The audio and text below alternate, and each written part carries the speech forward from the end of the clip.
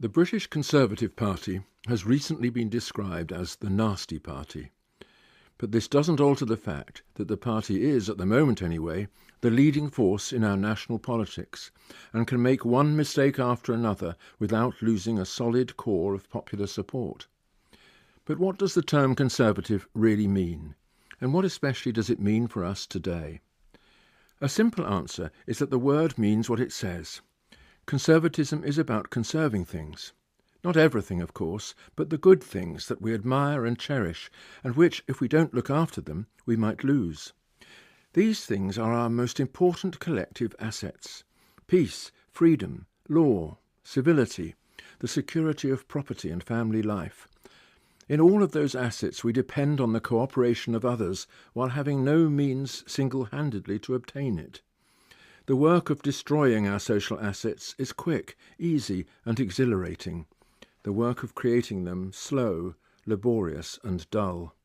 That is one of the lessons of the 20th century. It is also one reason why Conservatives suffer such a disadvantage when it comes to public opinion. Their position is true but boring, that of their opponents exciting but false. Still, a bit more needs to be said. The party is muddling along without a philosophy, but it has received a wake-up call from opponents who have far-reaching goals and a programme for achieving them. And even if those goals are largely negative, being a catalogue of the things they wish to get rid of, capitalism included, this is sufficient to plant a big question in the mind of the electorate. What does the Tory party really stand for? What vision of society underpins its policies? Or is everything merely management and spin, as it was for the Labour Party under Tony Blair? Conservatism has had two historical rivals, liberalism and socialism. Liberalism is the product of the Enlightenment. It sees society as a contract and the state as a system for guaranteeing individual rights. Socialism is the product of the Industrial Revolution. It sees society as an economic system and the state as a means for distributing social wealth. Liberals have defended the right to property, while socialists have defended the state's right to take it away and redistribute it in the name of social justice. Liberals, in the original meaning of the term, believe in free speech and free association. Socialists believe that all freedoms are subservient to the common good. Liberals defend the individual against the state, while socialists defend the state against the self-interested individual. Conservatives have leaned more towards liberalism than socialism. However, they believe that freedom means responsibility, which in turn depends on public spirit and civic virtue. We human beings are not isolated atoms, governed by appetite and intent only on our own gratification. Or, if we are becoming like that, in the materialist and consumerist culture of our time, then that is something to be deplored and resisted. The business of politics is to foster a flourishing civil society, composed of responsible people, tied to each other by lasting bonds of loyalty and affection. The state should protect our liberties, because only free beings can be truly responsible for their lives. But a responsible society cannot be created by the state, and is threatened when the state seeks to control associations and to confiscate wealth. Here is where the difficulties for the true conservative begin. For a variety of good and bad reasons, conservatism is now caricatured as the belief that all social problems should be left to the market, and the free market is further caricatured as a realm of selfishness and consumerism. Hence the idea of Tories as the nasty party, concerned to dismantle all the checks and balances that stand in the way of individual greed. The Tories are themselves partly to blame for this unjust caricature. Having espoused a policy of silence and secretiveness in the face of every public attack, they have made it look as though they can do nothing in response to these criticisms, save hide from them, which is another way of admitting them. And the effect is exacerbated by the habit of pretending that the only serious political questions are about economics. Culture, religion, identity, community, and happiness, all the things that really matter, seem to be reduced to financial deals. It goes without saying that I reject this caricature of conservative politics. I don't think that conservatism reduces political order to market economics, nor do I think that markets are expressions of selfishness and greed. Markets work only when cheats are punished and deals enforced. They depend on the legacy of responsibility that is the most important item on the conservative agenda. Markets depend on the rule of law, which in turn upholds the virtues of law-abidingness and honesty. We all engage in market dealings, since we all wish to deploy our labour to the best advantage, which means exchanging our surplus for the things that we need. Markets express our desire to settle our relations with each other by agreement.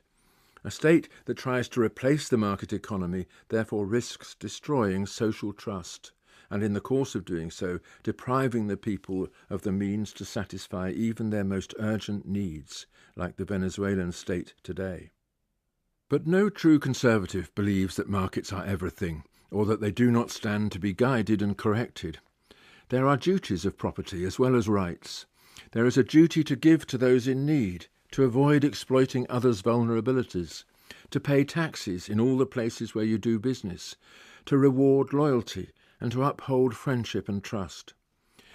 If our Victorian ancestors had relied on market principles alone in building the industrial economy that they bequeathed to us, then they would not have limited the hours of work of children in the factories, nor would they have offered education and training to their workforce.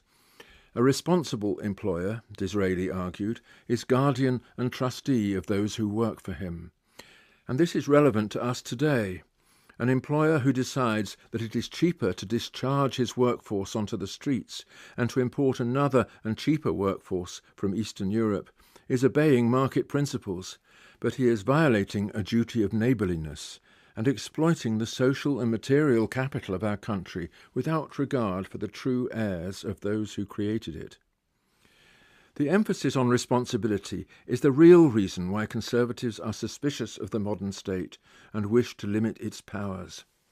They accept the need for a socialised healthcare system and measures for the relief of poverty, but they also recognise that benefits offered freely and without proof of need create a culture of irresponsible dependency.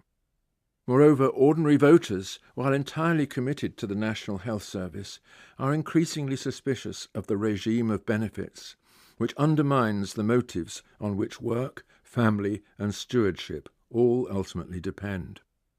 If the responsibility to help those less well off than ourselves falls on us as individuals, then it can only be diminished by the habit of passing that duty to the state.